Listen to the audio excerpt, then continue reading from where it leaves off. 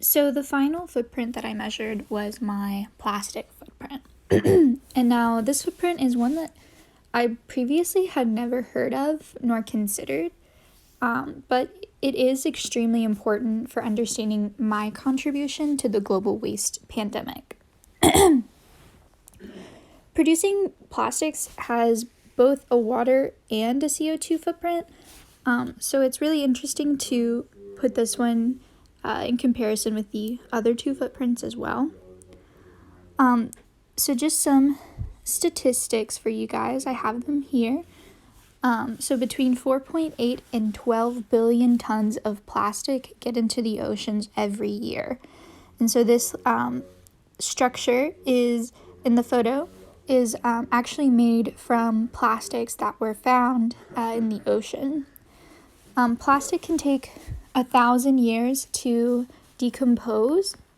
And so until it decomposes completely, then it will just break down into smaller and smaller pieces and turn into microplastics, which then will get into the food chain.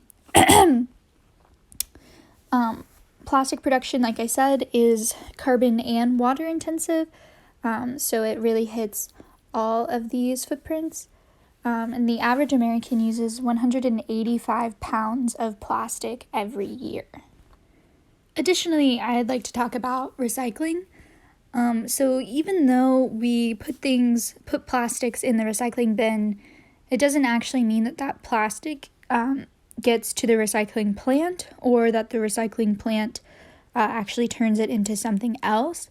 And plastics can only be downgraded. So a plastic water bottle will only turn into like a plastic bag, and then plastic bags can't be recycled. So knowing one's plastic footprint can truly help you realize how much you've contributed to the global waste pandemic. With that being said, I could only find one plastic footprint calculator. It was the Omni plastic footprint calculator. And so I think this is actually a really big indicator of how little emphasis there is on reducing one's waste, especially when it comes to plastic waste. With carbon, I could find several different calculators. With water, I could find quite a few. But with a plastic footprint calculator, the only one I could find was the Omni plastic footprint calculator.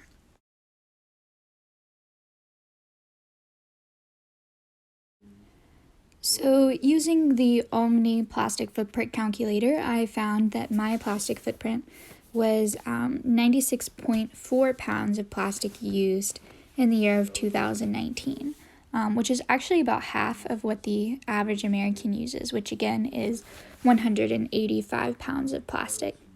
It's actually below the global average as well, which is 110 pounds of plastic per year. But then the average in Europe is actually just 66 pounds of plastic per year. So I think that a lot of this has to do with the fact that I've tried to eliminate a lot of single-use plastics and replacing them with reusables. So I have carried around a reusable water bottle for quite a long time. I always try to bring my own cup when I go to cafes like Starbucks. And I've also switched to compostable single-use items like cutlery or plates. But there are also instances where I refuse plastic altogether and go without, such as with plastic straws or bringing my own reusable bags to the grocery store when I shop. So I think that just some of these small acts that I do really has helped me to reduce my plastic footprint to be much smaller than the average American, and even smaller than the global average, which I found pretty surprising that it was smaller than the global average. Okay, so the whole point of this experiment, aside from learning my own responsibility for ecological issues, was to learn how I can ultimately reduce each of the footprints that I measured. So one good thing about this is that a lot of these issues are actually interrelated, and so some solutions can work to reduce all three. So one of these is going plastic free. So one thing that I want to try and do is to choose items that are in non-plastic packaging when I'm at the grocery store. And if it's possible, to eliminate that packaging altogether by shopping in the zero waste section at one of the grocery stores in my hometown. Another thing that I can do to reduce my plastic is to bring my own takeout containers. I am notorious for going out to eat and always having leftovers.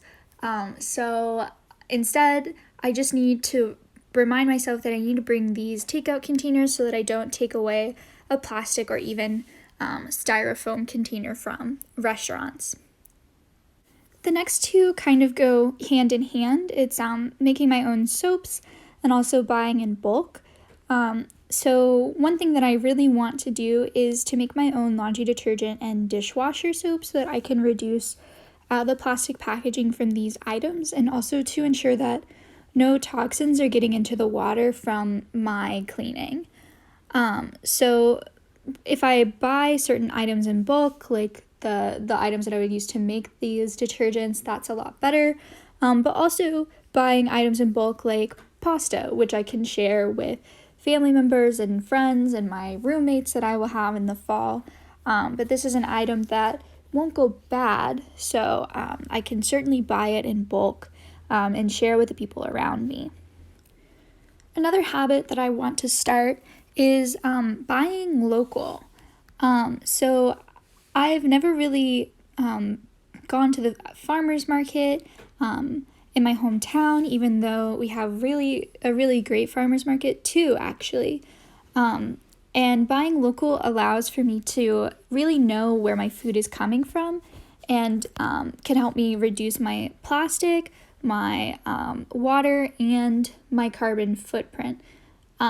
So because these goods don't have to be transferred all the way from different places, it can reduce my CO2.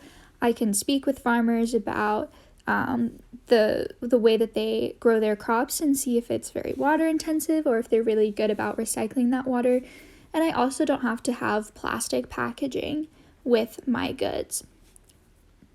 So the final solution that I have is to buy secondhand. So the whole reason I got into this was because I learned about the overconsumption of goods in the US and how that is such a huge portion of this collective ecological crisis that we're going through. And in the fall, I'm going to be living in an unfurnished apartment, and I've already made the vow that everything that we have in that apartment will be secondhand, either given to us or bought at a secondhand store, or made by either myself, my roommates, or our families. Because I don't want to contribute further to this overconsumption of goods when there are plenty of unused couches and tables and chairs that we can choose from any store, or from online purchases, or that can be given to us. So overall, because of this experiment, I think that I will practice more responsible consumerism.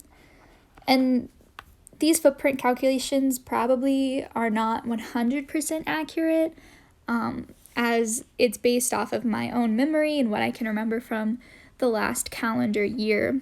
And they do leave out some details that I think are important, but they're certainly a good start at understanding my ecological impact.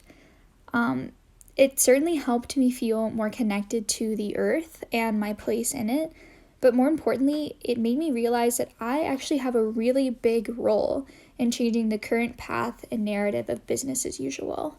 So I hope that this encourages you to also look at your 3 ecological footprints and more if you can find calculators for them, but to really reflect on what you can do to reduce your impacts.